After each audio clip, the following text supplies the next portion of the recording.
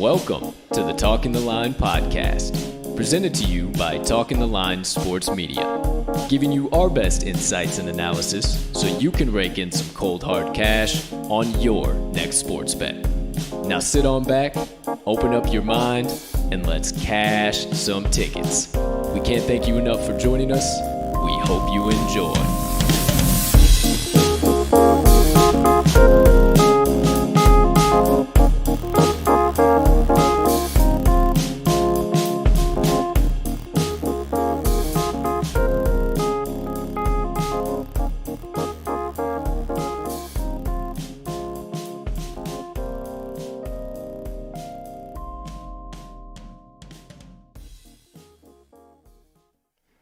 Good morning, good afternoon, good evening, ladies and gentlemen, degenerates and gamblers far and wide. Welcome in to episode number 71 of the Talking the Line podcast. Hey, thank you so much for taking a few moments out of your day to come and kick it with the crew on this beautiful Thursday of bets. Now, before we talk some lines for you today and dive deep into the action on the slates today, please take a few moments, if you could be so kind, to smash that subscribe button on whatever platform you are currently ingesting the TTL Pod on. If you are watching us on YouTube, you might as well hit that notification bell as well so you never miss the start of a live show. But if you are listening to the audio recorded version, hit the subscribe button there as well, as we do release the audio after every live show is completed. Second item up on the docket, if you could also be so kind and you do have a few additional seconds, go ahead and hit that like button as well. Leave a comment down below, leave us a rating, all that good stuff. We can't tell you how much we appreciate it when you do, and it only helps us make TTL Sports Media bigger and better for each and every one of you. And last but not least, head on over to this episode's description where you will find the Talking the Line link tree. Within that link tree, you can locate all of the TTL Crew's content so you can consume it however and whenever you please. Ladies and gentlemen and beautiful gambling people, joining us on today's show, I am your humble host, Colt 45 Soroka. And once again, as always, thank you so much for choosing to go to battle with the sportsbooks today with the TTL crew. Can't tell you how much we appreciate you getting in the trenches right there with us. Now, you may be asking yourself, who is this young man to my left swinging a hammer around rather violently? Well, he is the man that wields the hammer, the man who is not repping any of his favorite teams across his chest today. However, his Sox fandom runs deep, his Packers fandom runs deeper, and his Bulls fandom might topple them all. But nonetheless, he still locks arms with me day in and day out, and cashes tickets and takes them to the window. Without further ado, the man, the myth, the degenerate gambling legend himself, Mr. Riley RMags Magnuson. Partner, how you doing over there today, pal? My man, I am doing pretty damn solid. It's beautiful day in the Windy City. Episode 71 for 7/1, July 1st. I don't know about you, but that sounds like a winner to me. How about that? I'm feeling good. I don't know about you. I'm feeling good. I'm feeling great. New month on the horizon. June is behind us. Get that damn month so far out of my sights. I don't want to see it again. It was rough for me and my Cubbies.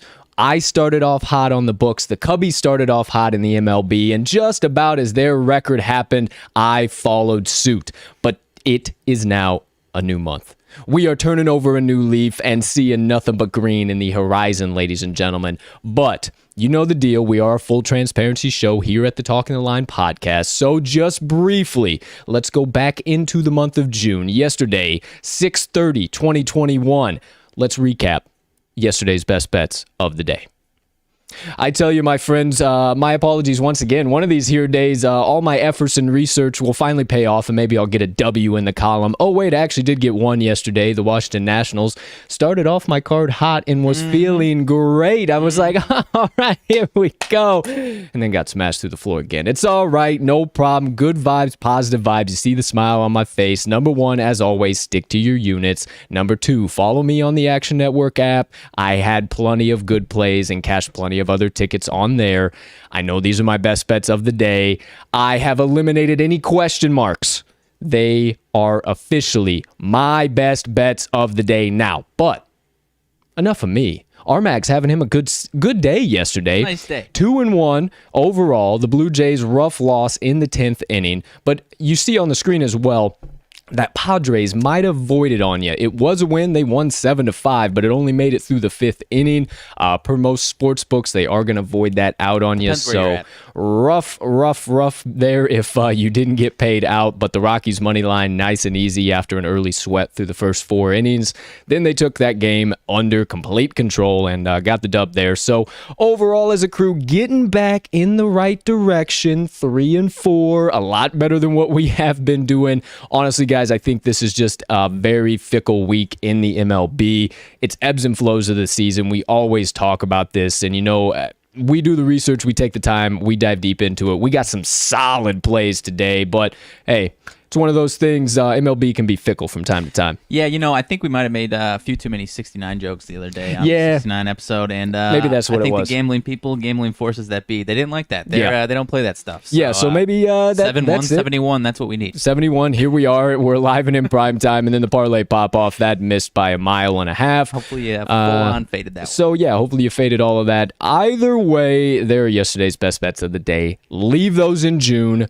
We are now into July, ladies and gentlemen, and the first official pod to kick off the month is a good one. It's loaded from start to finish. Obviously, we're kicking things off with the TTL Crew's best bets of the day. If you have not read the description yet today, we got 8 picks coming at you, 4 from my partner and 4 from me. Every single one of them is an MLB play today because pretty much the only thing on tap. Might have some NBA plays after the pod, but didn't want to dive quite deep into those just yet. After we get through all the best bets of the day, you know the deal. Second segment of the day, the special play of the day, every Thursday, Triple Play Thursday Parlay, MLB 3-legger, and this week's Triple Play Thursday Parlay is paying out at plus 534 odds. We are in dire need of getting a special play to the window, and I do believe that we finally have the one cooked up that is making it to the window on this beautiful Thursday of bets. Once we give you all of that action, we'll recap all of those best bets so you can make sure to hammer them in on your favorite sports book. Then we'll dive into the Moneyline Dice segment of the day. Our all-knowing, ever-present, all-powerful friends, the Moneyline Dice, will be rolling for the MLB matchup today between the St. Louis Cardinals and Colorado Rockies. So stick around for the third and final segment of the first half of the show for the Moneyline Dice best bets and favorite picks of the day. Once we wrap all that action up, we will get into the second half of the show for today's Rants and Reactions. Some big news coming out of the NCAA we need to get into. A little bit of news coming out of the MLB and the NFL and everywhere, honestly, in between. So we got plenty to rant and react about. Make sure you stick around for the second half of the show today. And then last but not least, I'm closing things out with a message today in my Motivation Minutes on doing some reflecting in your life and the importance of it, of applying it to your day-to-day life. So make sure you stick around for the Motivation Minutes, get you a little extra inspiration and motivation to get you through your day. Couple items on the docket before we get started here. Already mentioned it, but make sure you follow us on the Action Network app. I am at cash_with_Colt. My partner is at RMags, all capitals RMags, and you can follow all of the best bets of the day if you miss a show or don't have time to stop by for the best bets at Talking the Line. Super simple for you. So there is that. Might have a daily draw up on the docket today. We'll see what happens. I don't know. Maybe we might even have yes runs in the first inning. Ooh. So we'll see what's going on. We might get a little crazy. Who knows what's happening, but definitely make sure you follow us on Twitter, follow us on the Action app. We do have plenty of other plays outside of this, but as always, these are our best bets of the day. And without further ado, it's time to get into those. So cut all the banter, stop all the nonsense, stop the drama that you could go to every other sports media outlet and get. You come to the TTL podcast for the cold, hard locks and running tickets to the window with the TTL crew all day and night long. So without further ado, let's get into episode number 71 on this beautiful July 1st, 2021 with the first segment of the day, the TTL crew's best bets of the day, kicking it off with the first half, RMAG's best bets of the day. Now, we sat down today before we got into the lab and the morning hunt begun. I said, partner, We have been putting in way too much effort and way too much work to be having the record we have this week. We were starting to go on that up escalator. What in the world happened? He said it's just the ebbs and flows, man. Things happen from time to time. Let's go through a couple of these numbers and see where we have been missing. We look through our previous plays and we have targeted exactly where we have been missing on these lines. So it is no more losers, no more sitting on the fence. It may be a sweat, but we see nothing but money bags in our future. So without further ado, as always, get ready, get those sportsbooks out, and get ready to hammer these plays in. Partner, you have the floor. All righty, I appreciate it. As my partner mentioned, I've got 4 coming at you today. First 3 are actually pretty early, so make sure you get them in quick. First one's coming out of the Angels and the Yankees. I am going Yankees money line today. You've got Griffin Canning on the mound for the Angels versus Jordan Montgomery, a left-hander. Canning, a right-hander, 4.96 ERA on the season, 4.05 in June. Angels are actually 1-3 in his June starts, and this Yankees offense is heating up, partner. Last 5 games versus right-handers, 253 batting average, 364 OBP, 5.84 runs per 9. They last 2 games even more so, scored 11 and 8 runs the last 2 games. I know they blew the game yesterday in the late innings, allowed 7 runs in the 9th to the Angels to blow the game. Aroldis Chapman gave up 3 of those runs. Something's wrong with him. He is not going to see the field today, just about no matter what happens, so I have no fear there. That bullpen is actually really solid as a whole on the season.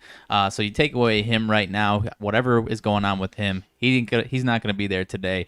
So I like that bullpen to hold them strong today, unlike yesterday. And you've got Jordan Montgomery on the mound today. He has improved all season long as the year rolls along.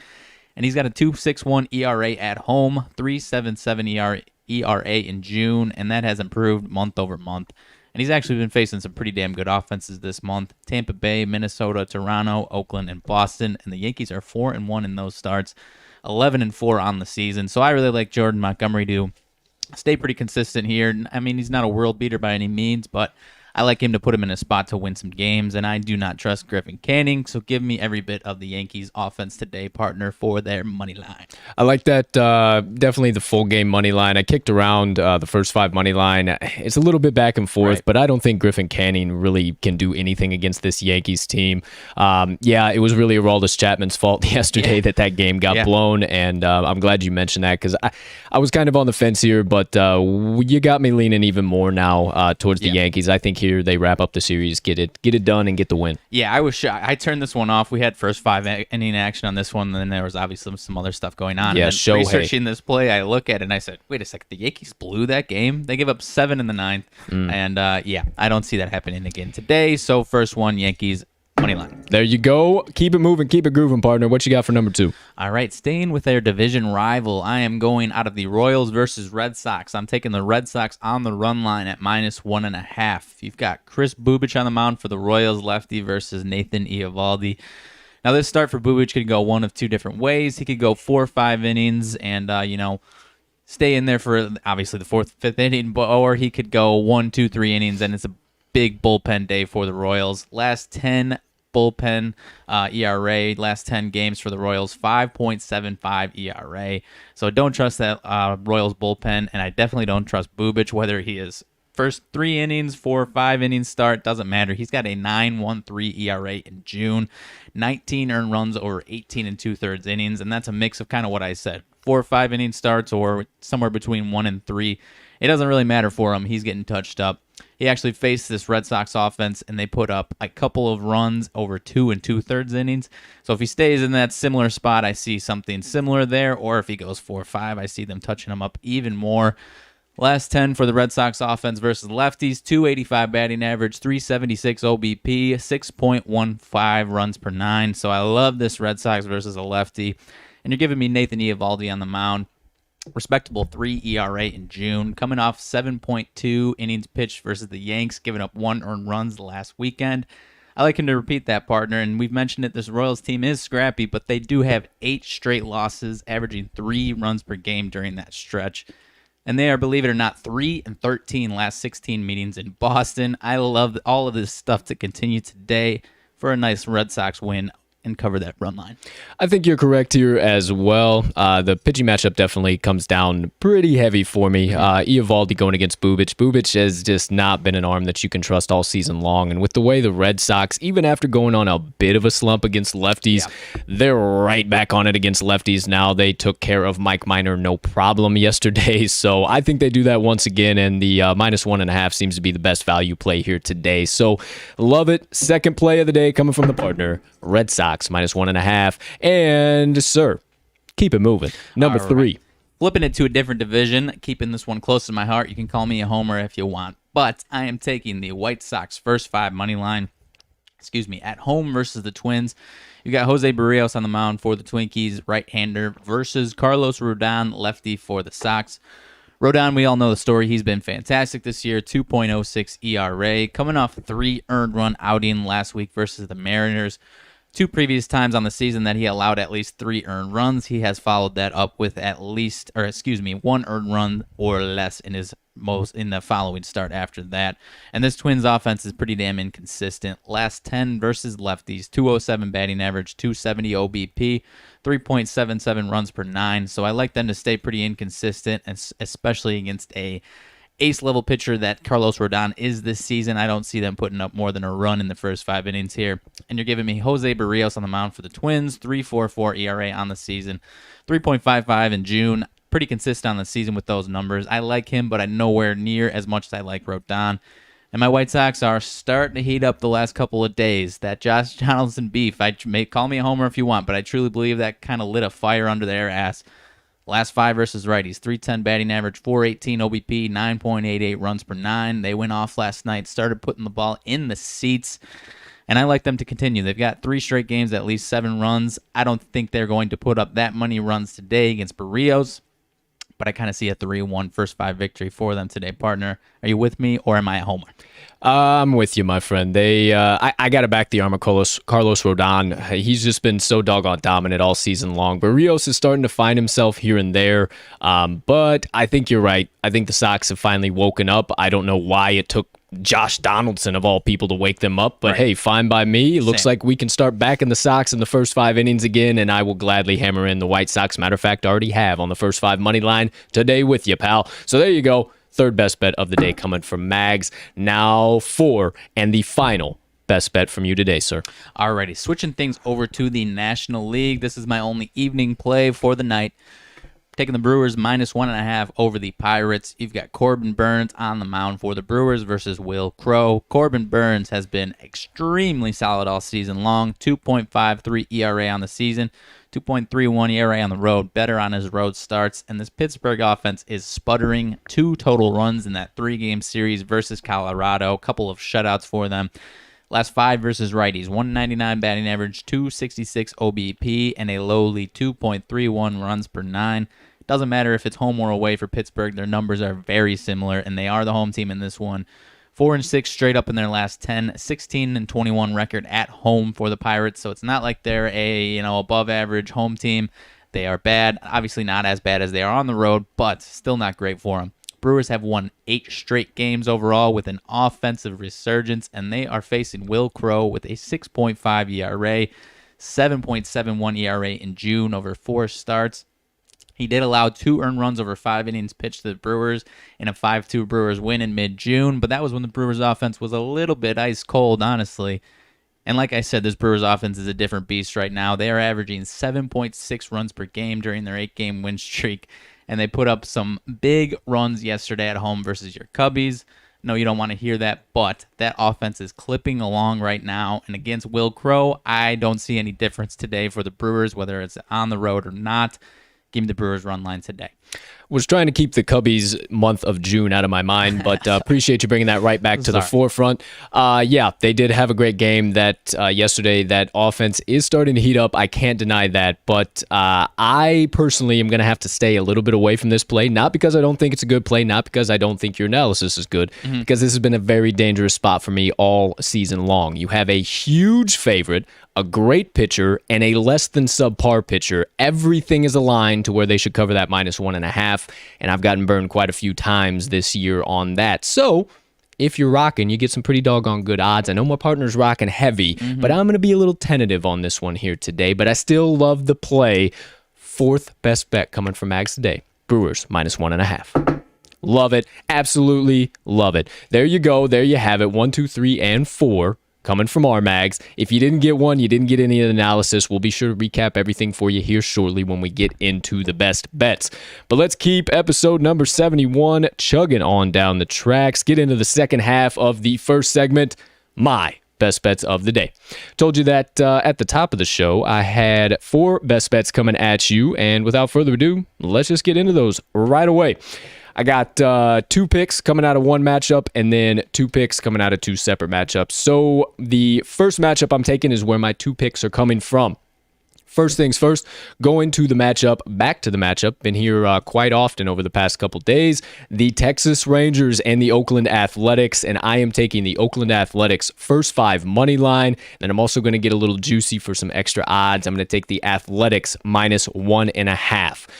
Couple of key reasons why I'm taking these plays here today. Mainly comes down to the pitching matchup for me for a few key things, but there also are some other key trends that I want to let you guys know about why I love this play. Dane Dunning on the mound for the Rangers and Sean Manaea on the mound for the Athletics. Now, Dunning coming from the White Sox, my partner can attest to this. He really is not an arm you can trust at all. 15 starts for him so far on the season, 293 opponent batting average allowed, 352 on base percentage allowed to those opponents as well, with a 1.53 whip and a 4.63 ERA over 70 innings pitched. So he has been giving up runs at will, and you never really know what you're going to get from him, but you can just about bank on he's going to give up at least 2 earned runs, as he has allowed 2 earned runs or more in 5 out of his last 6 starts overall. He does own a 4.37 ERA in the month of June over 22 2/3 innings pitched, and he has not faced the A's in his career, and obviously not this season. But with how hot that team is and how dominant they have been against some of those younger pitchers, I love them to light him up from the first pitch today. If you don't believe me on all of that, let's look at Sean Manaea. He has been one of the money men for this A's rotation. 16 starts for him on the season so far with a 245 opponent batting average allowed, 293 OBP, and a 1.20 whip. He's got a pretty pristine 2.91 ERA over 92 2/3 innings pitched.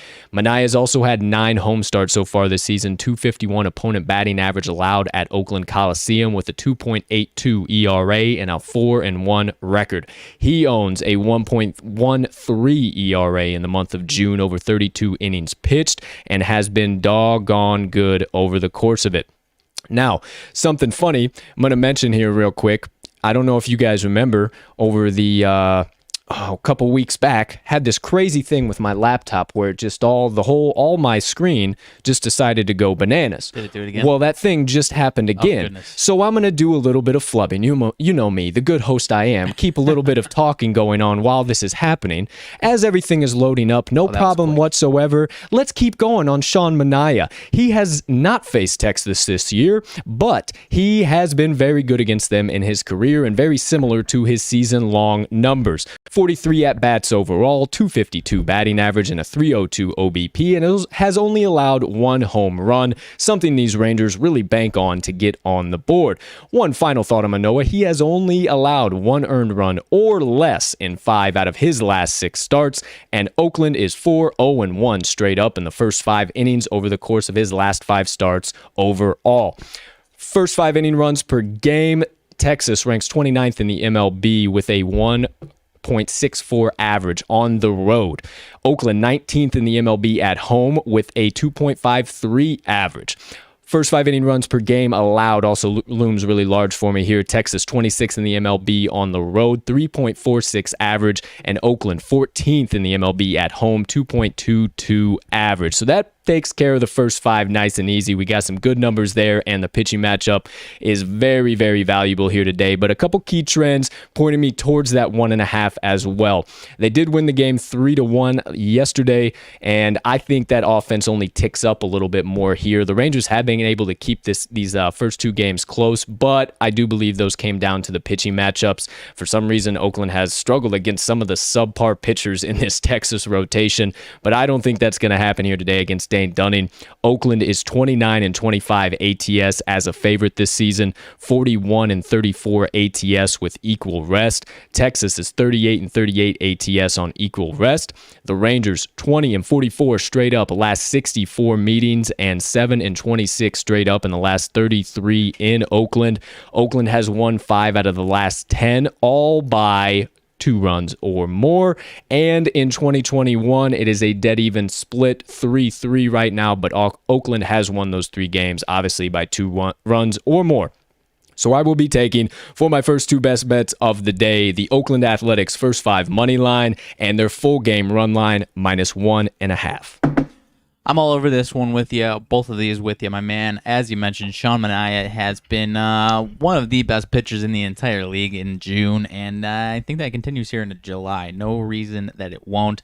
As you mentioned, I am not too high on Dane Dunning, as are you.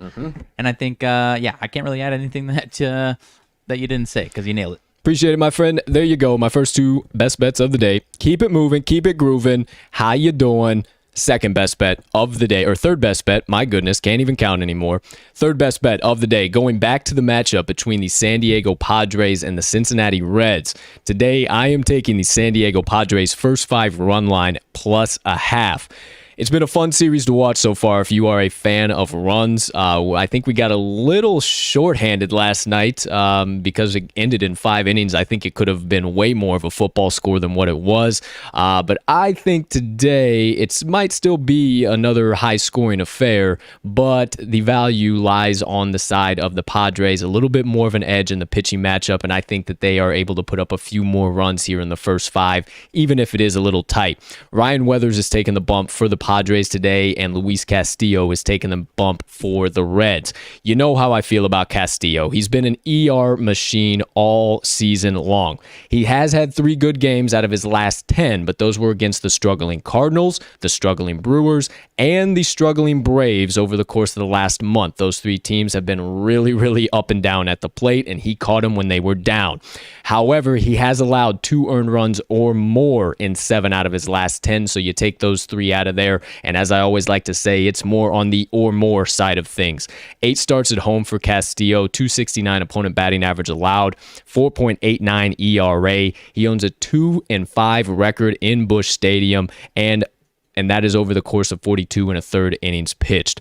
He has a solid ERA right now, 1.71 in the month of June, but you look back to April, 6.29, May, 8.04. I like him to regress back to his mean where he has been pretty consistently, and versus San Diego in his career, they're hitting 283 at the plate, 312 on base percentage, 656 OPS, and he owns a 3.00 ERA against them this year in 6 innings pitched.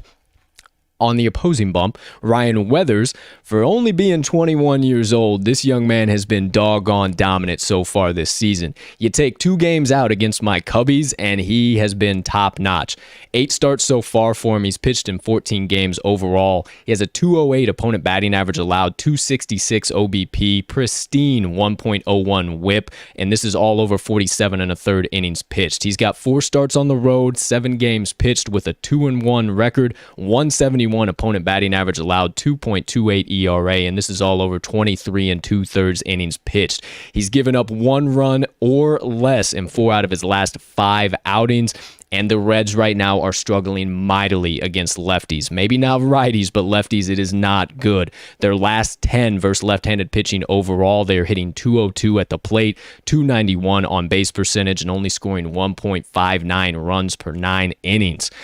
Outside of all of that, a couple key trends that I also like here, barring the pitching matchup. San Diego has won the first 5 innings in the first 2 games so far in this series. We just need to have them tied today, but I like them to be out on top with how much Castillo does give up some earned runs. San Diego is 6-0 in the last 6 meetings overall, and all of those 6 have been in 2021.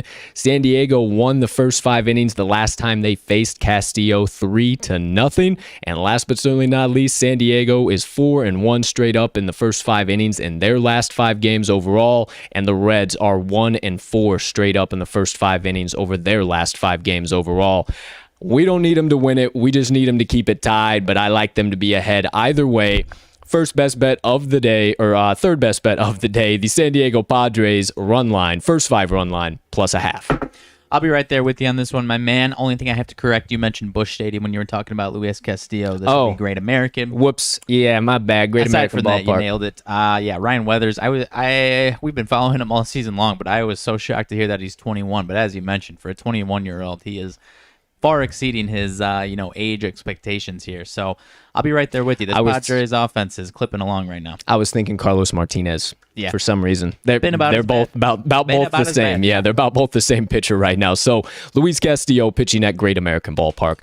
Third best bet of the day, San Diego Padres, first 5 plus a half. My fourth and final best bet of the day, my friends, is coming out of the matchup between the San Francisco Giants and the Arizona Diamondbacks. And if you know me, if you're a fan of the show, you know what I'm about to say. I'm taking the San Francisco Giants first 5 money line. I truly believe that the public is going to look at San Francisco losing their last 3 games, look at Arizona and the dumpster fire that they have been, and say, the Diamondbacks got to get it done at some point in time, right? Well, maybe for the full game, maybe. But for the first 5, no way at all. You have Johnny Cueto on the mound for the Giants and Merrill Kelly on the mound for the D-backs. Now, Cueto obviously has been a bit of a roller coaster, spent a little bit of time on IL, has had some good games, some bad games, everything in between. But he is coming off of his best outing of the season where he went 7 innings, only allowed 5 hits, had 6 Ks and 1 walk over and no earned runs versus Oakland. So a very good hitting team, and he actually dominated them pretty doggone well. He didn't pitch well in the first time this season when he faced Arizona, and he has been doggone good in that bounce back spot as typical Johnny Cueto. I like him to bounce back against the Diamondbacks here today, who have all but lost every bit of hope for any type of run in their division or anywhere at all in the MLB. And not to mention, the Giants are 3-2 straight up in the first 5 innings overall in his last 5 starts. The 2 losses are actually the farthest starts away, so he's been starting to trend in our direction. Now, Merrill Kelly has not been the best. He hasn't been bad, but he's definitely not an arm that you want to trust here. He's had 2 good outings most recently, so I think that's why this line is so close. However, those 2 outings were against a struggling Milwaukee team and a struggling Padres team over the course of the last month here in June when they were kind of hitting those slumps. He's facing a Giants team that is I don't want to say on a slump right now because I think they're really about to start turning that corner and come right back around. They're plus 1,500 World Series favorites right now. I think people are counting them out and thinking the Giants are going to fade, and I think this is just the time when they hammer down here against a very, very poor team in the Diamondbacks. But as for Kelly, he's had 16 starts on the season, 263 opponent batting average, 310 on-base percentage, 1.29 whip, and a 4.73 ERA over 91 and a third innings pitched. He's got a 4.00 ERA in the month of June, and that ERA has actually come down because of those 2 previous outlier games between Milwaukee and San Diego. I think it should be much higher, and I think we see it go much higher here today. He does have a 6.00 ERA in 1 outing this year versus San Francisco in 9 innings pitched, or actually 2 in 9 innings pitched, and Arizona is 2-3 straight up in the first 5 innings over his last 5 starts overall, and actually one of those last 5 starts was against this Giants team, and the Giants won 13-2 in the first 5 innings. You don't believe me on all of that. The trends I'm looking at, Arizona is 0-6 straight up in their last 6 Thursday games overall, 2-8 in their last 10 overall. San Francisco is 6-4 straight up in their last 10, 19-7 straight up in the last 16 meetings between these 2 teams. They are also 4-0 straight up in the last 4 meetings in Arizona. Last but not least, Arizona 1-3-1 straight up in the first 5 innings in their last 5 overall, and the Giants 2-2-1 straight up in the first 5 innings in their last 5 overall. I will happily be back in the well with my boys here today in the arm of Johnny Cueto, so give me the San Francisco Giants first 5 money line. I'll be right there with you, my man. I do not trust Merrill Kelly at all, and I think it's time for Johnny Cueto to start heating back up once again. I'll be right there with you. Absolutely appreciate it, sir. There you go. There you have it, ladies and gentlemen. My 4 best bets of the day. That does it for all of our best bets of the day, the 8 favorite picks of the day. What do you got on the mind there, sir? One of my plays has already been postponed, so scratch off that Yankees and Angels game. Scratch the Yankees and Angels. It is officially postponed. It is a bit of a dreary day here actually it's sunny outside. We just have the blinds closed in the production studio, so you never know really what the hell's going on out there. It could be the fucking apocalypse by the East Coast, though. By the time we get off of the pod, it could just be a whole new world outside of those windows. You never know, but you heard it here first. Angels, Yankees, postponed. Get that one off of your bet slip, or if you already hammered it in, it will promptly be returned to you shortly. But moving right along, ladies and gentlemen, you got our best bets. Now let's lay down the special play of the day, the Triple Play Thursday Parlay.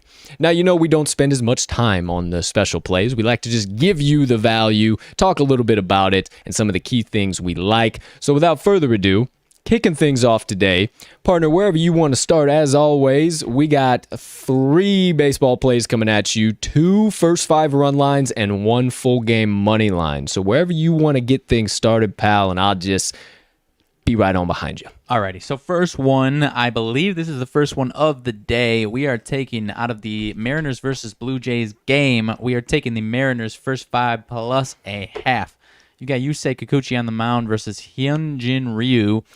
And contrary to what you may think, Yusei Kikuchi has actually been sneakily a complete monster lately. Out of nowhere. 3.34 ERA in the season, and that's been ticking down because he's got a 1.9 ERA in June, 1 earned run or less in his last 3 starts. And on the flip side, you've got Ryu, who obviously this is probably the best pitcher on that staff, 3.41 ERA on the season, but he's going the opposite direction. He's slipping right now. He's got a 4.88 ERA in June and has allowed 3 earned runs in 4 of his last 5 starts. Has at least 3 earned runs in 4 of 5 starts. Yeah, that's right. I mistyped there. But nonetheless, this Mariners team has been pretty sneaky on offense, but I love this arm of Kikuchi to stay hot today, partner, and kind of Ryu to stick to that trend of slipping a little bit lately. How about you? Yeah, that's where I'm at with this one as well. Almost my exact analysis I would have dropped down on this one. Last night's loss, 10-8, I do believe it was, somewhere in there for the Blue Jays. Mariners got this one. The Mariners go on these weird streaks from time to time, and I think this is one of those weird streaks. I don't necessarily know that they might have it outright won.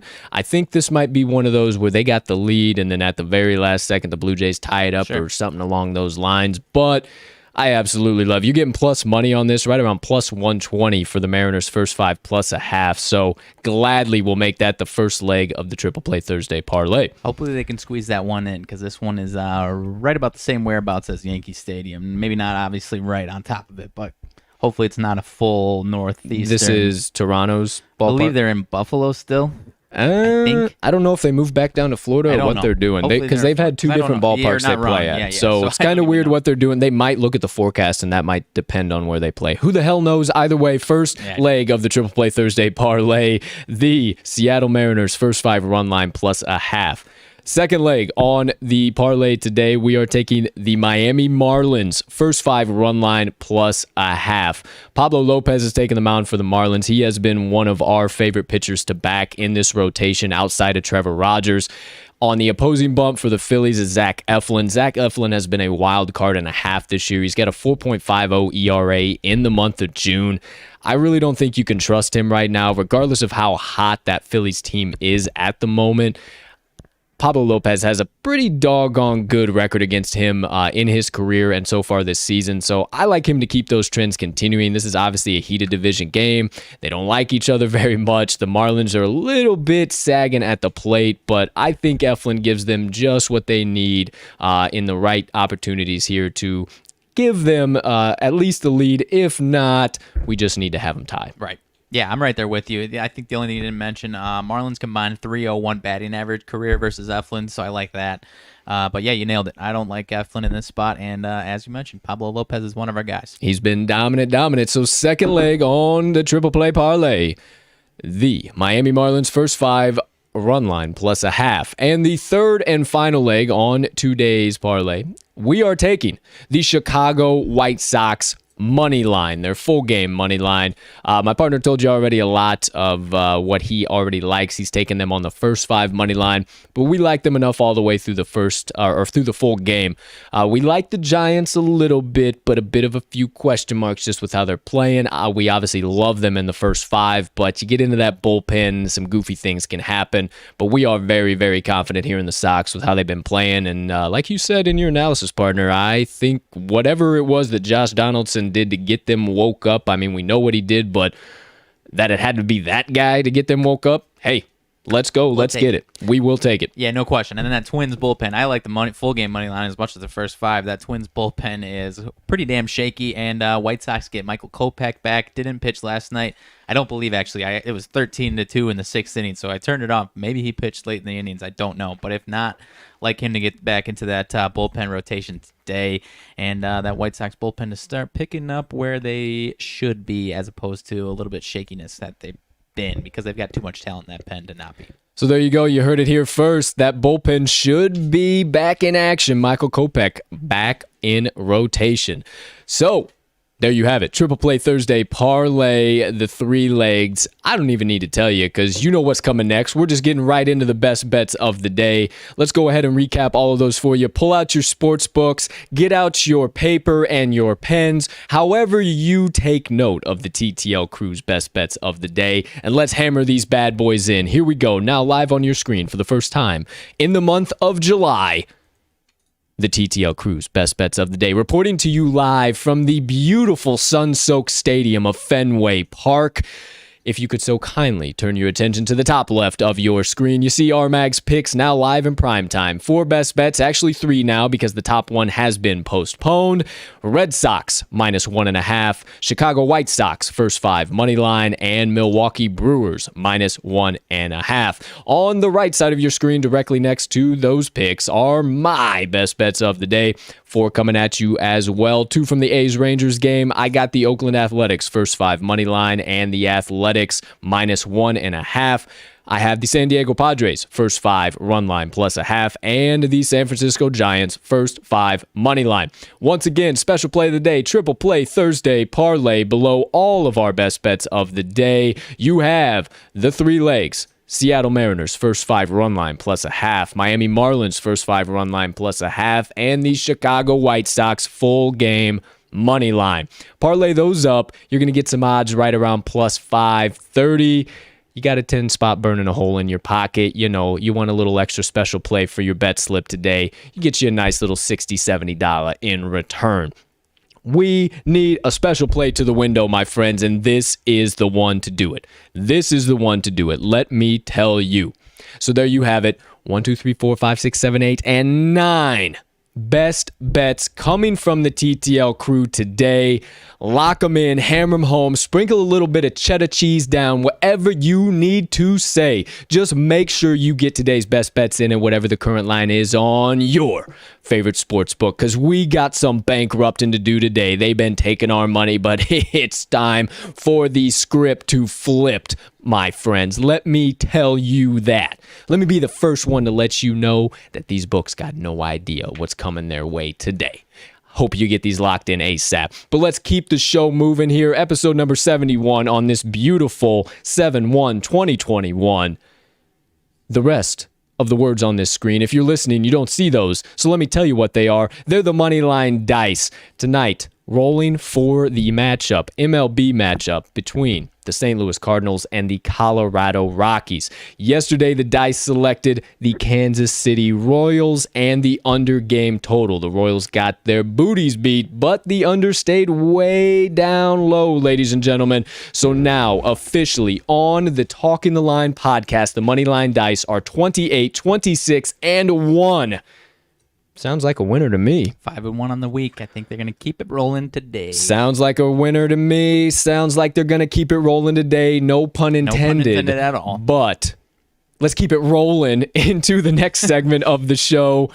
The Moneyline Dice roll of the day. Hopefully today we don't have some goofiness going on with the viewer here, so we can have them live on the screen, my friend. But let's get these bad boys out.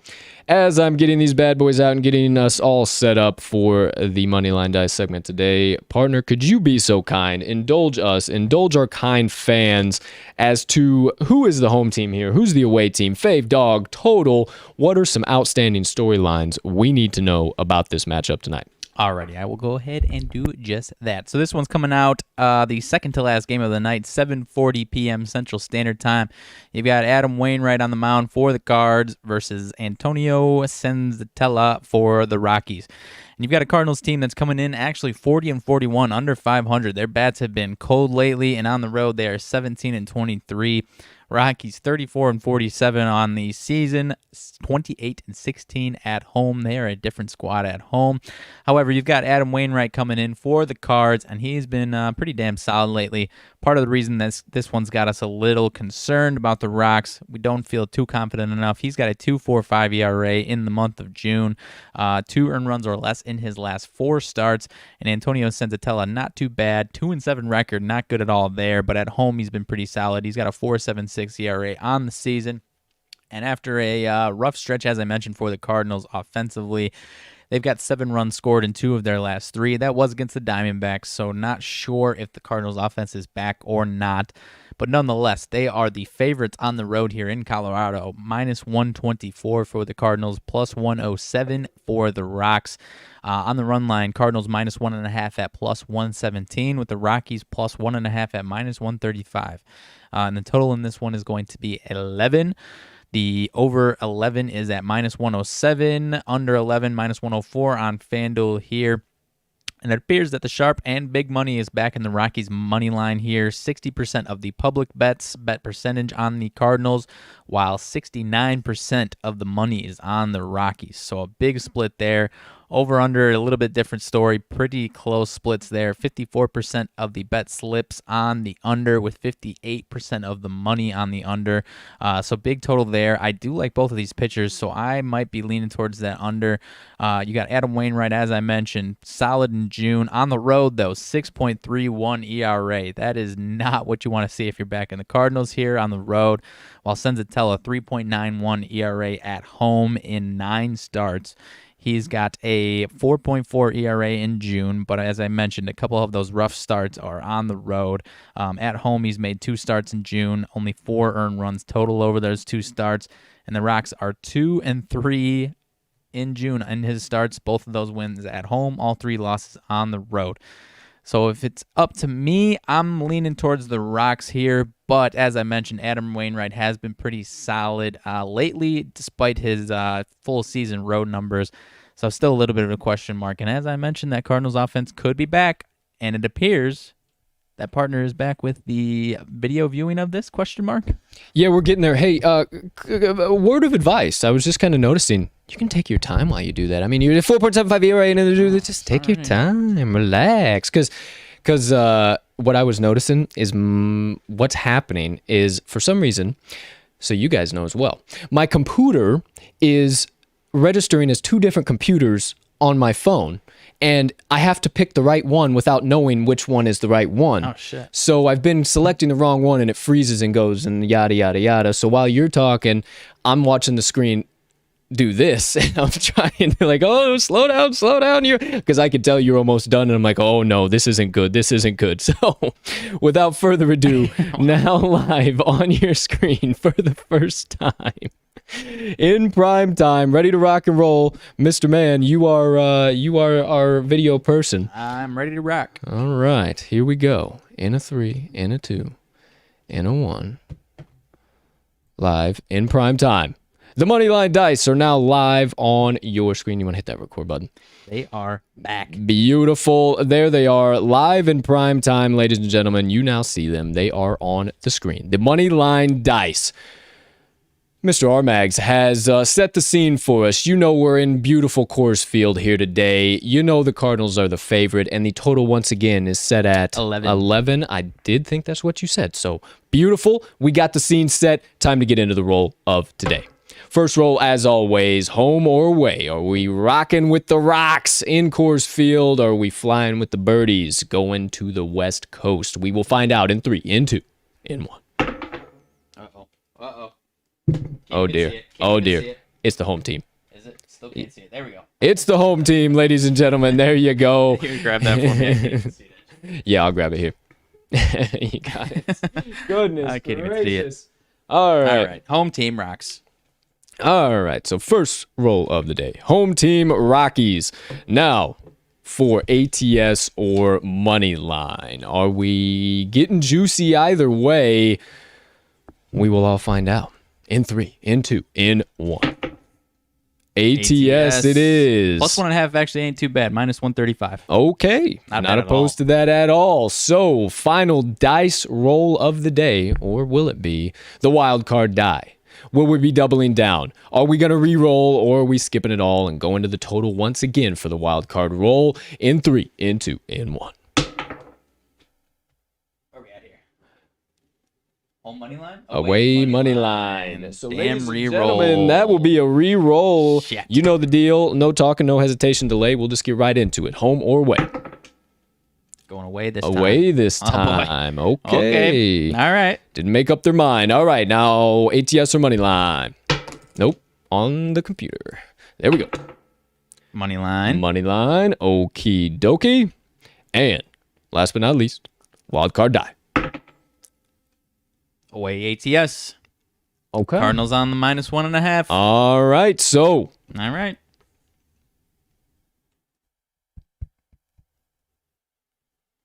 the dice have spoken. If you want a guaranteed take 2 tickets to the window tonight, hammer in the St. Louis Cardinals on the money line and the St. Louis Cardinals on the run line minus 1.5. There you go. There you have it. The dice are on a roll, no pun intended. 5-1 record to start the week, 28-26-1 on the TTL pod, and it sure looks like a 2-0 day coming down the pipe to me, regardless of how dangerous these Rockies have been at home. So once again, for those of you not seeing them live on your screen, if you need to hear it one more time, the Moneyline Dice favorite picks of the day: St. Louis Cardinals money line and St. Louis Cardinals minus 1.5. Hammer it in. Thank you, Dice. Thank you, Dice. We appreciate your all-knowing abilities. We will see you at the pay window this evening. I was fully ready to back the rocks there. Yeah, that's all right, though. That's all right. The We dice- trust the dice. We trust the dice. more than trust the dice, my friend, at this point in the Especially game. right now, yeah. At this point in the game. Hey, So they just needed another reroll. Didn't get the camera time yesterday. that is correct. That is very correct. Just need another reroll, get themselves in shape for today. So one more time, St. Louis Cardinals money line, St. Louis Cardinals minus 1.5, backing them all the way on both the spread and money line today. Let me get these dice put away in the handy dandy travel carrying case. And as always, got to remind you guys, in case you didn't know, you want your own money line dice, you want to roll along with the crew, or you don't want to roll with us and you just want to start rolling by yourself because you love the all-knowing powers that these dice possess. We make it super easy so you can get your own set or any of the other dope-ass merchandise that the Moneyline Dice Company offers. If you go to this episode's description, link at the very bottom is the Moneyline Dice website. We also put our coupon code in there for you. 10% off your first order at moneylinedice.com with code TTL10, TTL10. You'll get 10% off your first order on moneylinedice.com. Don't got to search, don't got to type stuff in. Just go to this episode's description, hit the link, pick out what you want, type in TTL10, away you go. Super easy. You ain't got to have any pain in the process whatsoever, and then you will be rolling with the crew. So, once again, get your own set of moneylinedice.com, and as always, in the dice we trust. In the dice we trust. Thank you, Dice. Thank you, Dice. Thank you, Dice. There we go, ladies and gentlemen. Let me get tidied up here just real quick so we don't have any outstanding issues. All right, looks good, looks good.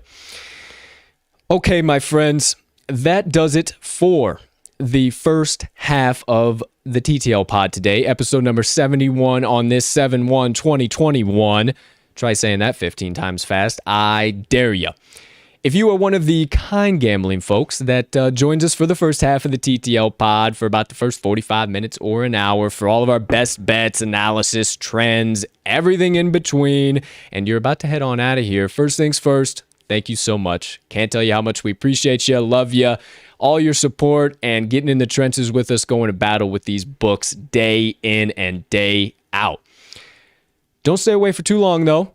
We need you back on tomorrow's show to close out the week because, as always, we need your help bankrupting these sports books one play at a time. So we'll let y'all get on out of here. Have a spectacular rest of your Thursday unless you have other plans, but don't be away too long, my friends, because we got more tickets to cash and we need your help doing it. So have a great day. See you later. But for the rest of you sticking around, for the second half of the show, it is time to get into the juicy, into the nitty-gritty, the hot takes, the discussions, the place that very few reporters dare to go. Today's Rants and Reactions! Let's kick it down into first gear. Alrighty. Drop it back a little bit. Talk some shit. We have got some stuff to cover today, my friend. First things first, how you doing over there? How you feeling? How's life? What's happening? Everything's pristine. Pristine? Pristine, okay. Beyond pristine. Coming off the showroom floor, huh? Yeah. Okay. I love the sound of that. Well, speaking of pristine, something that has been brewing for quite some time in the world of the National Collegiate Athletic Association is now in pristine form to be fully utilized. Correct me if I say this wrong, partner, but all collegiate athletes, each and every single one collegiate athlete under the NCAA umbrella, can now be paid off their name and likeness, regardless of amount, regardless of opportunity. I believe you nailed that on the head. Big freaking news. Big freaking news. You know, I'm going to say a pretty unpopular opinion. Some of you might not like me for this. I'm not the biggest fan of it. Okay. Couple reasons, okay? First things first, college is indentured servitude in my mind. I have sizable student loan debt. Not enjoyable, not fun, not at all. So first thing, I couldn't depend on my athletic abilities that I had through high school, whatever. Not saying woe is me, whatever. I'm 5'8", $165. I am not any type of athlete to some of the superhumans that are in today's major leagues or today's professional leagues, whatever you want to say. However, are we not already going to school for completely free and getting most of our stuff taken care of and getting handled and have access to a lot of additional special shit that the average student does not get access to? And that's point blank period the truth. I mean, I hung out with quite a few athletes in my college days, and they get some good access to stuff that regular students don't even get to sniff. So, hey, no, don't think I'm bashing you for that. That's awesome. That's great. You are a freak human being, and you deserve to have your school taken care of because of that. You deserve to have the opportunity to further your abilities and have everything else taken care of in the background. Absolutely. But I do not think that you should get additional compensation on top of that. Who knows what the compensation might be? You have seen some of these deals that these professional players come out with. Now, I'm not saying they might be on that scale, but if we have problems financially with NFL players, what's it going to be at the collegiate level, my friend? I mean, for the most part, I'm zigging on what you're saying. For the most part, you're not totally wrong. They get a lot of their stuff taken care of and then some. And that's not any shade. No. That's not any hate. You deserve it. Yeah. You deserve it. You have the abilities for it. If you're an athlete listening to this, you deserve it. But I think there is a bit. I mean, you're concerned about, like, are they going to abuse it? I could definitely see them abusing it, no question. However, in many cases, there are so many athletes that bring millions upon millions of dollars to their schools. And I mean, there's numbers on it. I know, we don't see it too closely, and maybe it's exaggerated, but there are a lot of college athletes that still, despite them getting their school taken care of and then some meals, they still technically live under the poverty line. And okay, so that is the exact argument for mine. We need to implement some type of financial course, some type of Finance 101 that is mandatory. If they are going to be part of, you can get paid now. That's fair. You have to take a 40 credit hour course. I don't give a damn, because you see how some of these guys, 20, 21, 19, whatever, coming to the NFL. I mean, you've heard the horror stories. They made a 30 for 30 on it, for crying out loud. Not talking about abusing it like, oh, getting this deal and that deal and this deal and that deal. I'm talking about when you put a 6-figure check in front of an 18-year-old kid. I've seen what stipend checks get used for. I don't even want to know what that stuff will get used for, my friends. Like I've seen it from both sides. I'm not hating on it. I think it's great. I think it's a good step in a certain direction, but I think there is a lot of stuff that needs to be discussed before. Yeah, no, those concerns are fair. Those concerns are fair, but I mean, especially in certain athletes' cases, they literally, some of them directly bring in millions upon millions of dollars. And I mean, you know, JJ Redick kind of went both ways on it last night. He tweeted something like, all for this movement. I would have loved this. I would have made an assload of money, as he would have. Probably among the top 10 athletes, certainly top 5 basketball players that would have made assload. And then he said, I would have blown it all on Natty Light and something else. However, your concerns are fair that they're probably going to abuse it. I mean, I didn't come into a poverty level, but if I got a 6-figure check, I probably would have spent a lot of it on beer in college. Yeah, it's just you're adding to a problem that's already there.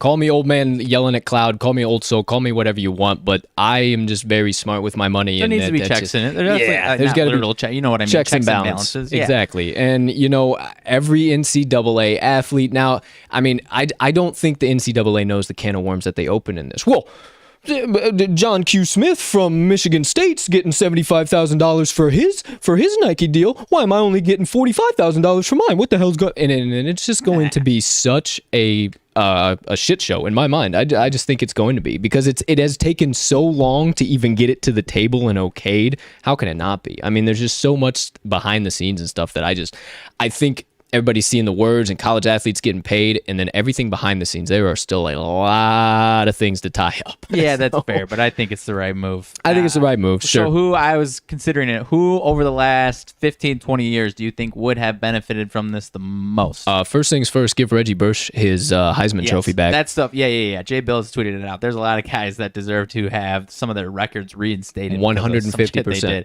150%. Yeah. Him at the top of the list. At the top of the list. He was a different type of human at UFC. And I don't know, that kind of lends into my question. Maybe not number one, but I would say at least football, he might be top 5 on that list. Maybe not maybe not physical dollars, because obviously someone now would, total dollar amount would have been higher, but as far as, what the time period that they were in. Yeah. And I guess that's kind of the gray area too, for my argument as well. Kind of going back to that, like, yeah, okay, you're different. You're special. Like that's special. Like that's something totally different. That's not run of the mill every day. Now, but then you get into the problem.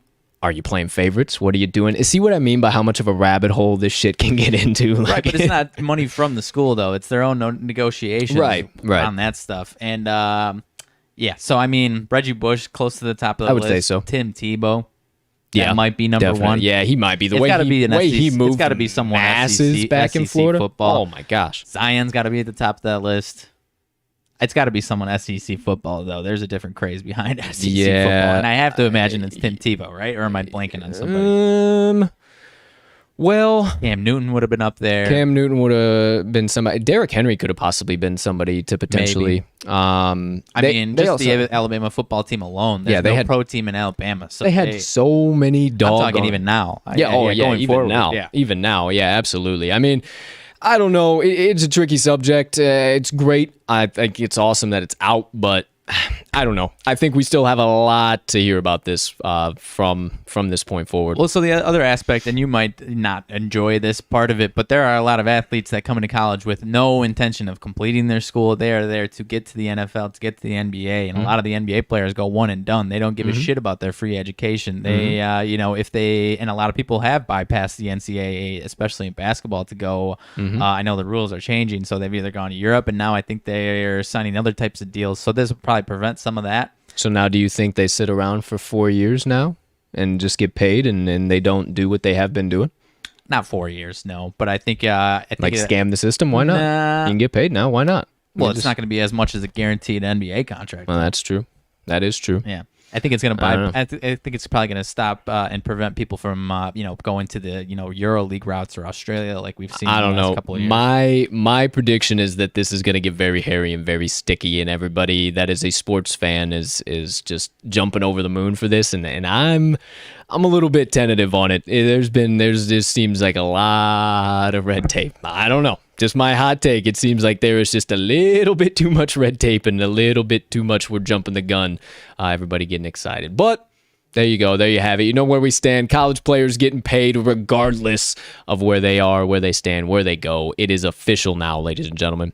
But let's keep it moving right along into the 8-sided circle, the UFC octagon. Nothing crazy, no huge news updates like I have the last couple of days outside of Sugar Sean O'Malley getting an opponent. He is going to be fighting Chris Mutino. Chris Mutino. I am actually not really familiar with this guy. I hadn't done a whole lot of research on him. I gotta dive back into, but I know he hasn't fought in the UFC, and I'm not sure. Well, maybe he has fought in the UFC, but I don't know where he's coming from. Even his fight picture on Tapology, it wasn't a UFC standard picture, so it's kind of weird. So I got to do a little bit of research. I don't know why they came up with this guy, especially after he called out Ricky Simon, which me and you were really excited about. I love Ricky Simon, and I think Ricky Simon. I think he tweeted some. I could be wrong, but I think he tweeted something like "I'll be ready" or something like that. I don't know. Yeah, so like a Sugar Show and a Ricky Simon fight would be crazy. Awesome. But it came out last night that he's it wasn't per UFC. It was just some of the side guys that I follow. But Ricky Simon. No. Oh, Mutino? Okay. Yeah, going to be fighting Chris Mutino. Okay. So it hasn't been officially official yet. Of course, you got to get contracts signed. You got to do all types of shit. But generally, the pages that I follow, those guys are in the of the UFC. So they typically know what's going on. So that's what it appears to be there. No official opponent or replacement for Kevin Lee has been made yet. So we'll see if I'm not even sure who he was fighting. So we'll see if that fight still gets made. But Dustin Poirier did have an interview with Brett Okamoto this morning. Top notch. Suggest you go watch that. It'll get you excited. UFC 264 countdown should be coming right up here very soon. Definitely to start next week. The UFC Embeddeds will be coming out. So definitely loads and loads of good content coming out for UFC 264. I'll be sure to cover it. I'll be sure to dive deep into everything coming up on that fight card. Any outstanding storylines, anything that might be interesting for you guys to know. I will keep my ears to the streets. That's my promise to you, and bring you whatever I might find. But moving right along, outside of that UFC and the NCAA, we got a little bit of NFL news here. Last year, your boy, David Takatari, got the highest paid left tackle contract in NFL history. Now we have a right tackle setting history once again. This time for the New Orleans Saints, Ryan Ramczyk signing a 5-year, $96 million deal with $60 million guaranteed. How about that? Got to protect Jameis Winston somehow. Jameis Winston, yeah, I guess you got to one way or another. I had thought that his blind side would be his left side. Is he a lefty? I'm not even sure. Is he a lefty? Why would that would make no sense as to why they would beef up their right tackle and keep him around if he's a righty, but I don't know. Either way, who knows? Damn. I think he's a lefty. I think he's a lefty. Rusty on our NFL knowledge. Look it up. You got your... Yeah, man. What hand does Jameis Winston throw with? Huh? I mean, regardless, even if he's not, Ryan Ramczyk is a freaking stud. So it's completely warranted. But I mean, obviously... I don't care how far he can throw the football. Oh, come on. For crying out loud. Okay, folks, this has turned into quite the fiasco here. It doesn't say it anywhere. No idea, no clue. Goodness gracious, all Friday. There ain't nothing. I don't want to get on the NFL and start fucking up the stream. Nah, fuck that. Who gives a shit? He's a lefty, he's a righty, he ain't nothing. Ryan Ramczyk's right tackle, highest paid in NFL history. There you go. You never know what you're going to get on the TTL Pod, my friends. There you go. There you have it. Let's keep this damn show moving on down the tracks. We got a little bit of MLB action to talk about, mainly centered around my partner and his team, the Chicago White Sox over there. If you don't know, Mr. Josh Donaldson took Mr. Lucas Giolito long ball, and actually I watched the video, and Sox fans made this seem a lot worse than it actually was. He's running around the bases, and he gets out of the dirt surrounding home plate and is looking directly at his next guy on deck, says, "Hey, ain't sticky anymore," just laughing, just being a guy, just doing that. Never does he turn around and look at Lucas. Never does he put anything to Lucas. Never does he said a doggone word. The way everybody was acting, he damn near went out to the mound and told him that his balls weren't sticky anymore. It wasn't that bad. But everybody lost their mind to the point where even old Ozzy had to say something on the pregame show. Say, "Hey, Papi, I got my ring, Papi, you see?" So you're skipping over some stuff. Hold on, I'll let you fill in the blanks. But started stirring the waters. To which Josh Donaldson replied in his first at-bat last night, "Yabo! See y'all later. Keep talking to shit, homeboys. I'm going to keep sending them deep."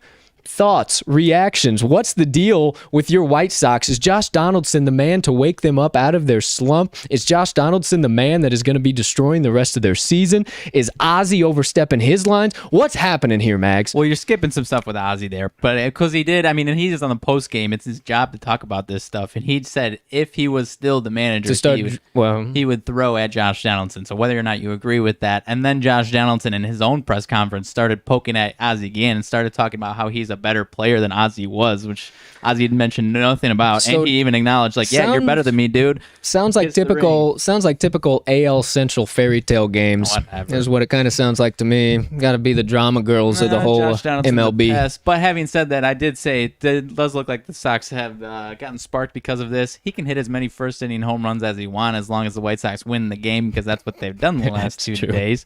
And the Twins offense hasn't done shit after that. But it's not really the first incident with Josh Donaldson necessarily. And someone asked Lucas Giolito about it. He said, "Yeah, he's a fucking pest." And then I got the dub next to my name there in last place. And then Josh Donaldson starts getting asked about it, and then he starts attacking Ozzie Guillen. And then obviously Ozzie Guillen being on the pregame and being the outspoken might be an understatement on Ozzy, but being his job to respond to that stuff, he obviously went off. And obviously I was expecting some more fireworks out of Ozzy, but he basically said, "Kiss the ring, bitch." And he acknowledged, "Yeah, you're a better player than me. Who gives a shit? I'm not talking about that, dude. I got a ring. You don't." Yeah. Either way, I don't. You might be right. It is blown out. It's some goofy ass dumb shit. This is sandbox games. What are we talking about? Why is Ozzie Guillen? Be a man. You do have the ring. You don't got to say shit. If he's that much of a peon, why do you got to say something to him? If he is that much of a peon, why are we still wasting time? Because the way it looks like to me, if he's a pest, the Sox are spending an awfully lot of time talking about Josh Donaldson. Well, they're winning games. Rent-free in the head. Who knows? The White Sox are winning. Is it because of Josh Donaldson and all these antics happening? Or is it because of some other outside force? Rent-free. We'll see. We don't know. Hey, see? I done told you. He's already saying. Like I said, if he can hit as many first-hitting bombs as he wants, we go on and put up 20 runs after that in the 2 games combined. So I don't give a shit. The best part is I don't give a damn about the Twins. I don't give a damn about the Sox. I don't give a damn about Ozzie Guillen or Josh Donaldson. I just like to see him get worked up about his Sox. On the individual battle, I cannot. The bomb yesterday was an even bigger moonshot than the one before. I was stunned. That shit was so far. He dropped his bat. I was explaining in the situation to my girlfriend and our roommate, and they were like, "Oh, interesting." And we're like, "Oh, here he comes right now. He's batting second." And I'm just like, "Oh shit!" It was ridiculous. Yeah. Came back and struck him out next time around, and Dylan Cease was awesome after that, and they got the big win. So, as I mentioned, that's all I care about for the most part. Oh, there you go, ladies and gentlemen. There you have it. Your daily, well, not so daily anymore, but maybe we'll start bringing it back. Good content there. Your daily RMags White Sox reaction to Josh Donaldson, Ozzie Guillen, and the whole horse shit going on in Guaranteed Rate Field. Anytime we can get Ozzy on some sound bites, though, it's always a good It's never a bad thing. They always are electric. Outspoken, to say the least. Well, bad thing for everybody else. Bad thing for Sox fans? Yes. But everybody else, we just sit back and eat the popcorn. Hit or miss. But there you go, ladies and gentlemen. MLB news. The war on sticky stuff still raging on in the background. No guys getting pulled yet. No more suspensions. No new updates as of yet. But we will continue to cover it the best we can. Let's keep it moving along here in the rants and reactions. Let's dive into just a little bit of NBA nonsense here. Last night's game, a rough beat for the crew. We were on the Clippers. Everybody and their dogs was on the Suns. Created severe monetary liability for Vegas, and for some reason, Vegas decided to let everybody win. You know, whoever in Vegas is watching the Talking the Line podcast, number one, pound sand. Number two, stop watching all of our plays. Number three, we lined up with some of the best professional handicappers in MLB yesterday that have been winning, and we didn't because we lined up with them, and you guys are watching our plays, so stop watching our daggum plays. With all that being said, I digress. Vegas, you assholes. Needed to get that off my chest. Whatever insider in Vegas is watching this, I'm so tired of it. But with all that being said, Vegas allowed the Suns to get the victory last night. Everybody cashed out big on that spot, the hole in the middle of the desert. Chris Paul breaking the streak of not making it to the finals, man. Finally getting in there. What's the deal? What are you thinking? Man. He was so damn good. You know, if it was like a shaky performance from him, it would have been a different story. But he saved his best for this game, it looked like, and he was fantastic. Put up a 40 spot on the Clips. Clips ran out of gas. And, the Suns are moving on. With everything that's going on in the Eastern Conference right now, injuries to the two stars on both teams. I mean, the Suns were already a contender, no question. Had a good chance of winning the finals, but might be the team to beat. They very well might be, but also I'm gonna play a little devil's advocate. Go ahead, because I'm not strongly on that by any means. And I don't want to be the guy that's like, this one doesn't count, but less than 100% AD. Matter of fact, less than 60% AD. Sure, it was not a hard path. Destroyed LeBron. Mm-hmm. Destroyed LeBron. The motherfucker couldn't even damn near get. Yeah, no, that's what I'm saying. Like LeBron destroyed as a person. Oh yes, sorry. They destroyed. Okay, that's what LeBron was completely destroyed from the season. He I mean, that's all he talked about. Yeah, because then you move along. I think they had that one. Then you move along into your Jazz. My Jazz. Well, I'm just saying the Jazz. Whatever. I don't give it. Whatever. You had Donovan Mitchell, ACL, out. Yep. That team was also starting to get banged up and tired. You could see it. I mean, that team was so damn good all year, and then all of a sudden the wheels fell off. Like, what the hell happened to the Jazz? And then who else did they play? The Clippers now. So it was just the Clippers. That's right. Okay, without Kawhi. That was my third and final point. So, yeah, you don't have Kawhi. You have a young team, a small ball team, when you're a big ball team, and all you got to do is pound the shit inside, and they should have ran away with that damn series. I mean, I don't want to be that guy, but definitely not the hardest path to victory for these Suns for the finals. No, I mean, and that goes the same for both sides of the conference, honestly. I mean, the Bucks and the Hawks got through the Sixers with, shaky Ben Simmons. Bucks got through the Nets without Kyrie and a hobbled James Harden. So, I mean, in both ways, it is probably I don't want to say, because I'm kind of on your side on this one. Like you said, not saying it doesn't count by any means, because obviously it still counts. Right. Whoever hoists the trophy is going to hoist the trophy. But there ain't no dominant team like we've seen the last decade or so. And I mean, we kind of have seen this once before, but it was in the finals with the Raptors kind of being that out-of-the-box team. Because Kevin Durant got hurt, Klay Thompson got hurt in that series. If those injuries go a different way, it's probably a different series, at least a longer series. And, this playoffs has been a bit of a wonky one.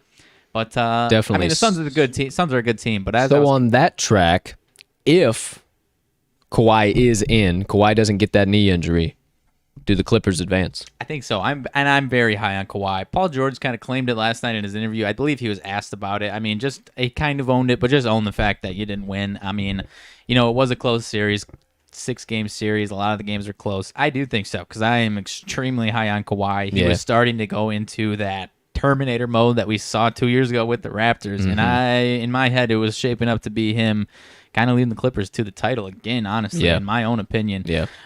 So I think so. Yeah, kind of depressing, but on a totally different side note, still hanging on tightly to that Atlanta Hawks ticket. Yeah. Trae Young, he looks like he's going to be in tonight.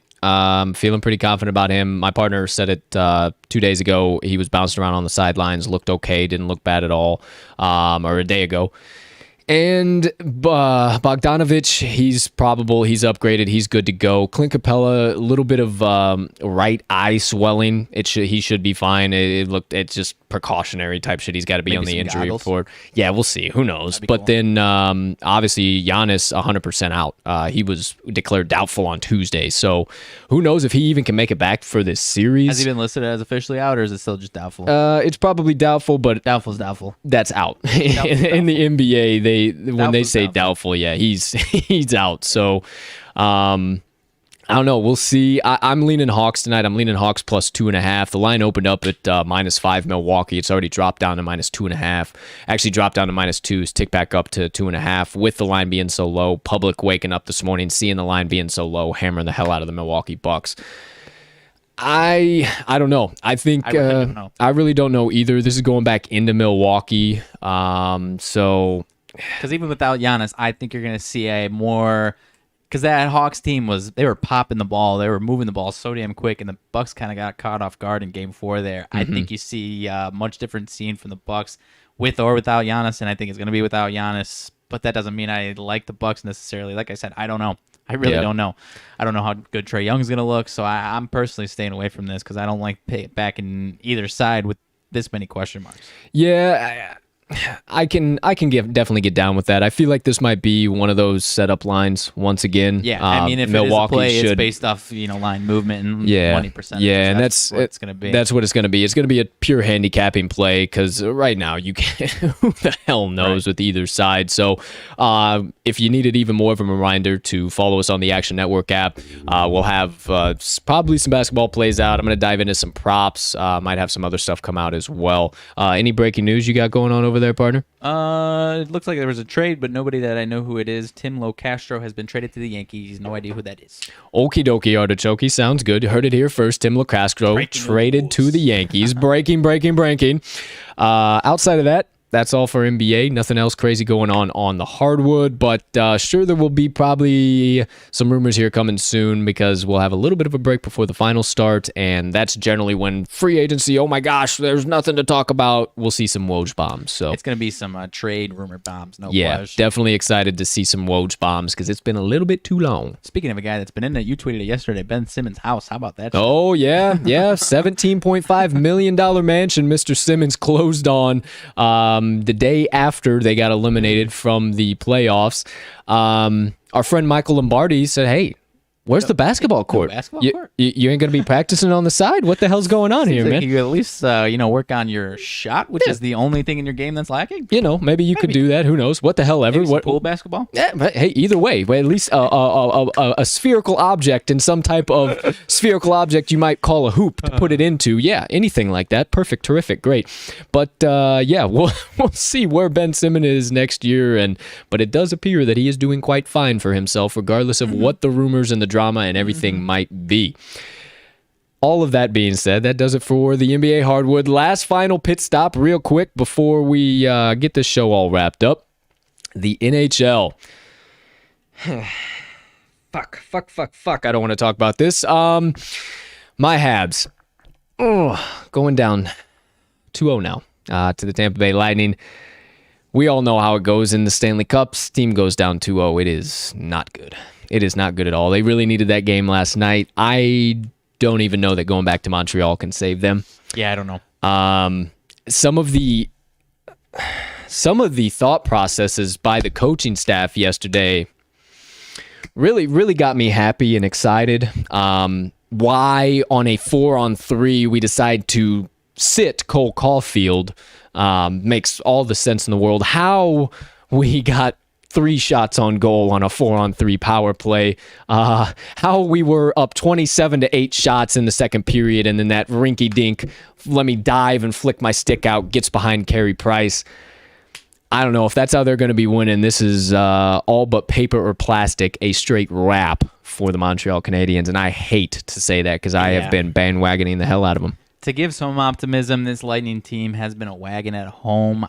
However, to less optimism, there are more home games in Tampa Bay than there's going to be in Montreal. So yep, I think you could hang your hat on some hope that they can get 2 in Montreal, but I don't know, man. I don't know. I don't know either. With the performances and some of the coaching decisions last night, like I don't know. And how you were up 27-8 in shots, and you the way she goes sometimes. It's the way she goes. Oh man, that depressed the hell out of me last night, Gilby. I will tell you that, no question about it. But we'll see what happens with the Habs. I think I'm gonna have to stay away from betting them for the foreseeable future, because this looks like all but the Lightning's finals to run away with here now. So I believe it. Or I'll believe that when I see it. Yeah, I mean, hey, obviously I'm still going to be cheering for my Habs, but I don't know. Maybe. I'll believe it when I see it. We'll see. We'll see. Maybe I'll feel better by tomorrow once this loss gets off of me. I don't know, man. I don't know. We'll see, but we'll continue to cover the NHL the best that we can. At least I hope we can get at least some type of an entertaining Stanley Cup. I hope, man. Like, because these playoffs have been absolutely electric, and then what are we gonna have, a 4-0 easy does it sweep for the finals? Like, I don't want that. Nobody likes repeats either. No kidding, man. Nobody wants to see the Lightning do it over again. Who cares, man? And you got Pat Maroon on that team, who will now, if they won the last 3 seasons after being on the Caps, getting traded to the Lightning, and then the Lightning again. Like, they just stop. Let those guys go lose for a while. They've been winning for too damn long. Please, come on, NHL gods, whatever you want to do, just Montreal Canadiens, please, for crying out loud, we need some life. But that does it for the NHL. Pretty much all of the rants and reactions today. I've told you about 15 times to follow us on the Action Network app. Make sure you check the link tree. Told you that about 15 times already now too. You get all of our latest stuff. We have actually also partnered up with a company called TallySite. They are basically for content creators, and they also are just a huge community of sports gambling analysis, sports betting insights, all types of different stuff. You can become a member of their site, get some of the most up-to-date, current, and we're talking some of the biggest, baddest names in the sports gambling industry. We were granted the opportunity and are beyond blessed and thankful to be part of their community, part of what they're doing, the vision, the growth that they have planned for the next 3, 6, 9 months, into a year, into 10 years, or wherever the sports gambling community goes. So our content is only going to keep getting bigger and better because of this. We're going to be able to start giving you options to directly bet on sports books right with our plays, based on pick graphics, we'll have full staff picks, working on a website so we can have some stuff rolled out there as well. The whole infrastructure behind that is kind of all on our shoulders. I've been grinding on that as hard as I can, in addition with everything else. So we will get that website out as soon as we possibly can. So stay tuned into that. But just so you know, the content will only continue to get better and better and better. We got some stuff, but you can follow our picks on TallySite. We are verified analyst on there now, right along with everybody else. So we are officially official in the industry, ladies and gentlemen. It's amazing. I don't know. I haven't really stopped to think about it since we kind of started rocking on this. Would have never imagined we would be here come July 1st of 2021, and let me tell you, it's because of you guys. Thank you so much, so damn much. I can't tell you how much we appreciate you. We do this for you guys. Yeah, we might have some losing days here and there, but 99.9% of the time, we're cashing tickets here at the TTL crew. You guys know that. That's why you keep coming around. So thank you so much. As promised, TTL Sports Media is on the path to getting bigger and better for each and every one of you. And we'll continue to give you updates, let you know where we're going, any new partnerships, any new networks we might form. We still do have a few other shows we are currently working on. Obviously, just being the two of us, the talent, the executive crew, the social media team, we are all of that. So we're working on all of this all at one time. So we cannot wait to bring you guys new content, new videos, all that stuff. We have it right around the horizon, so just stay tuned. I promise we are working when you do not see us live. We don't just go live and sit on our thumbs the rest of the day. We got stuff in the works. We are up to something. So please Continue to subscribe, share, follow, like, comment. Tell your friends, tell your brothers, tell your uncles, tell your sisters. We got tickets to cash. They need to come hang out with the TTL crew. We'll see you guys at the pay window. You know the deal. All of that being said, wanted to get all that out so you guys kind of had an idea of where we're at, where we're going, where we were, where we want to be. A little bit of reflection happening here at the TTL Pod or within the TTL crew. So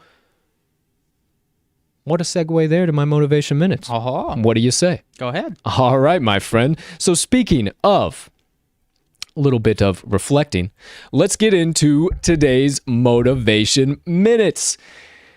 Told you at the top of the show, had a little bit of a message on reflecting in your own life and the importance of applying it to your day-to-day life.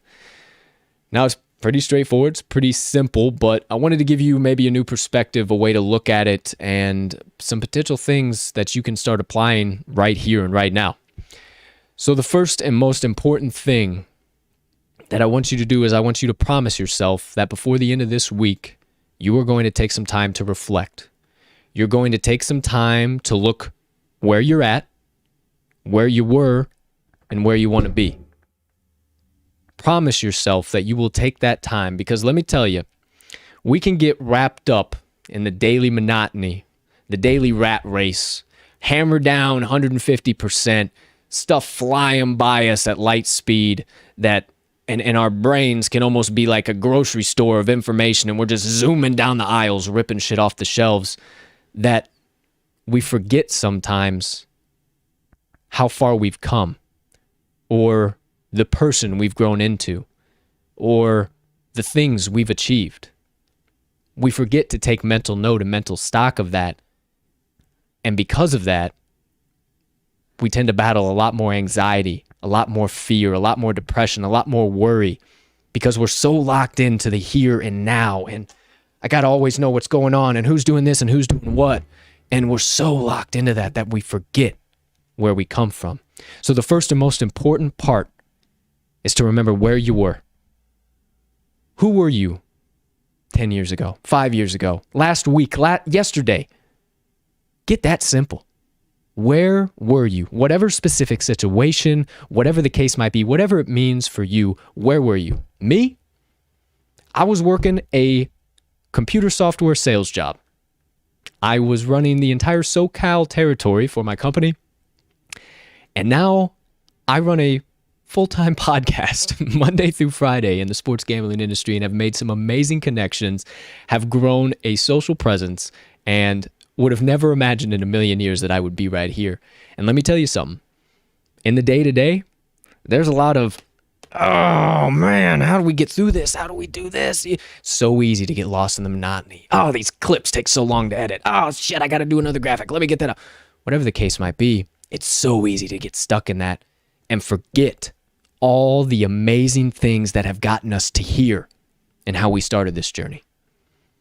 But the second most important part is once you take stock of where you were, how it got you to where you're at, you got to remember where you want to be. Because just as you can get stuck in that daily monotony and forget about how far you've come from, you can forget about that vision and where you want to be going in the direction you want your life to head in. You know, Trooper Taylor, the cornerbacks coach for Duke University, he was on the Serendipity podcast with Inky Johnson a couple days ago, and he said something so very powerful, and I'm even getting kind of chills thinking about it. He said, sight is what you see with your eyes open. Vision is what you see with your eyes closed. You got to have that vision, because all of the here and now, the daily monotony, don't mean shit if you ain't got something to put it towards. All of this work, all of this stress, all of this fear, this anxiety, everything you put yourself through on a day-to-day basis, because you're a human being, it's what you got to live through. It's this thing called life. If you have no direction to those daily actions, the daily monotony, if you have no vision of where you want that to go, you ain't going to go nowhere. You're just going to keep spinning your wheels. There will be no improvement or any furthering in your life. You will stay in the same monotonous spot. So I guess that all kind of leads me into this point. If you are in that monotonous spot, if you are spinning the wheels, if you are loaded down with anxiety, worry, fear, drama, you have no clear path as to what the hell you should do next, you don't feel a purpose in your life, stop, slow down, and take a moment. Remember where you were at, where you are sitting right now, and what it's going to take to get you to where you want to be. If you can focus on those three things and those three things alone, eliminate everything else, take time to reflect and focus on those three things and forget everything else in between and the day-to-day BS that we all have to deal with, you'll start to see some corrections, some changes, some furthering in your life. So just make me a promise. I know I won't know. I know that I'll probably never know. It's only between you and you. So maybe that's even more powerful. Take some time today or just before the end of the week. Hell, I'll even give you the end of the weekend before we start next week. Take some time, sit down, quiet space, just you and your thoughts, and reflect. Where am I now? Where was I at? And where do I want to be? That does it for my Colts Motivation Minutes today. Very good stuff, my man. I am all over it. You mentioned it, but I mean, taking us for example, we are very, very competitive people, and we are in a week like we're having that is not very good on our bets. I'm man enough to admit it frustrates me a lot more than I would like it to. I get pretty damn frustrated. We're competitive people. We want to win. But then you think about it, 6 months ago on the day, we started this as a newsletter. Writing a newsletter, 7 days a week, and now we are doing a live podcast show 5 days a week, full time. And so I'm able to do this every day. Yeah, exactly. and like I said, I'm man enough to admit that losing gets me a lot more frustrated than I would like it to. Oh, it pisses me the fuck off. Yes, it does. Yes, it does. But and, when you think about it and reflect on it, we're in a much better spot than we have ever been with this, and it's only going to get better. So yeah, absolutely. Where were you? Where are you? Where do you want to be? Absolutely, my friend. So there you go. There you have it. My motivation minutes of the day. Sorry about changing the screen on you there. Got you a little bass backwards while you're trying to listen to us. Got the screen go. Well, I went motivation minutes to rants and motivation minutes. I was flipping their eyes all over the place. But now we are in a solid lockdown screen. Nothing will be changing further. Ladies and gentlemen, that is episode number 71 of the TTL Pod. First things first, I want to let you guys know how grateful, how beyond blessed I am to have you guys in our lives, to have you guys supporting us. I don't even have words for it. We get up and do this every day, and we have a losing day. I expect to see 0 views on something, and we still got views, and you guys are still coming around. So we love you. We thank you so, so much. We are just going to keep grinding and working at this, being the best handicappers we can be, being the best content creators we can be, being the best betting analysts we can be, being the best everything we can be, the best Colt and the best RMags we can be for you guys. We are only going to continue to improve. That is a stone cold promise. And if I say something, by now that shit's coming true. So, as always, ladies and gentlemen, degenerates and gamblers far and wide, from myself and Mags, we hope you have a spectacular rest of your Thursday, unless you have other plans. Let's cash some tickets.